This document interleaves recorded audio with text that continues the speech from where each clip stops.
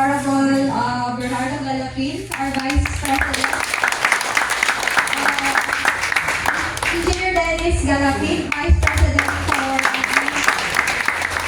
Engineer Orden Viscanos, Project Manager. Engineer Byron Ongboy, Fleet Manager. And Dr. Jennifer Perez, our HROD consultant, and she will be a big part in our activities today.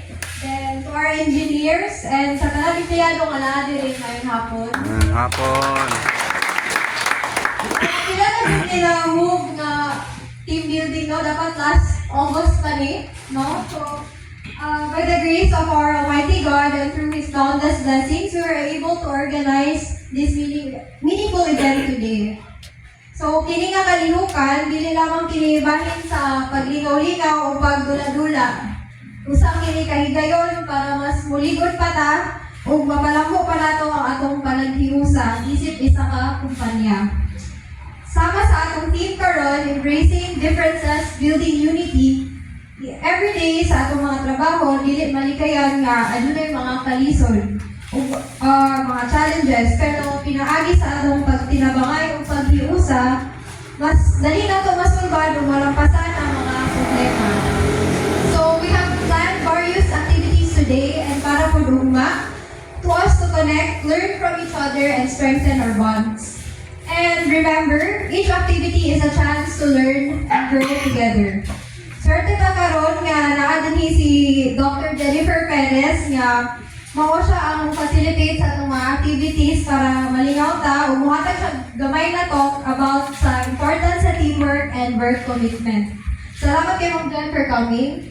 And by the end of the day, I hope na naagid tayo matun-an o makadevelop ta og deeper connection sa atong mga kaubanan.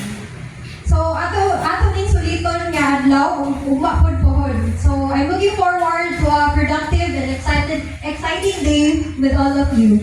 Once again, I welcome you all to JDRG's team building for the year 2024. Daghang salamat.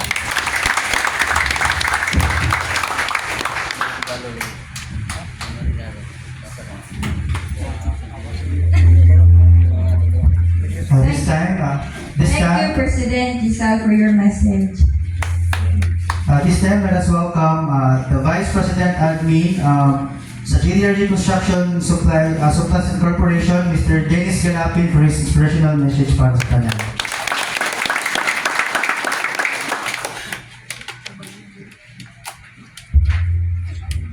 Ayaw sa tanan. Medyo impromptu lang nga message kay Mayor Ota, pero wala pa man siya. So, I would like to greet again, good afternoon sa mga Bepis, Honorable Mayor Galapin, our Vice President, Senior Vice President, our President, Ma'am JL, Engineer Merton, all engineers, Ma'am Jen, salamat kayo Mama sa pagkawan. Kaya hindi na murag, kaya mo pipiling sa una mga ligo, inom, hubog ko ligo. Pero marami proper activity and proper program.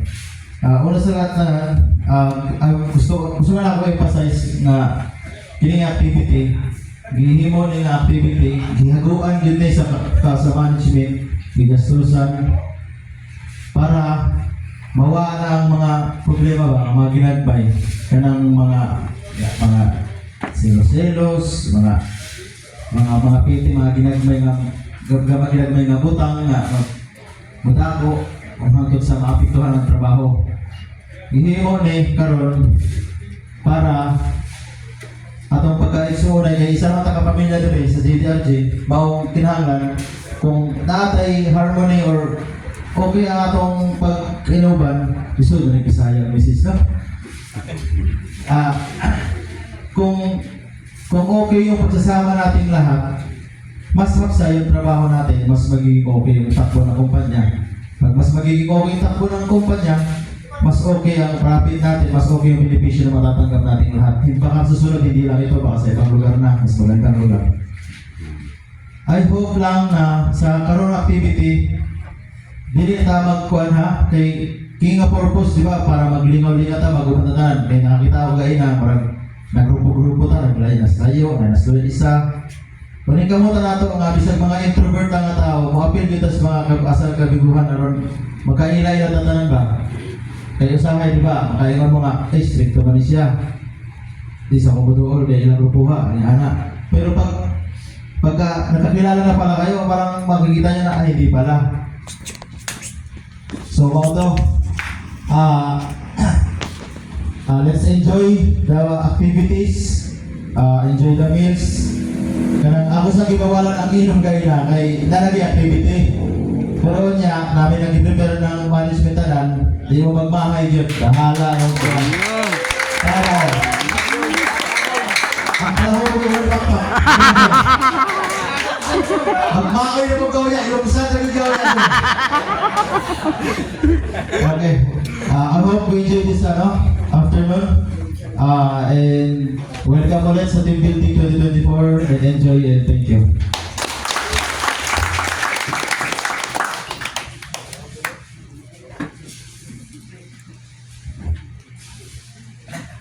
Thank you, Sir Dennis, sa imong message. At this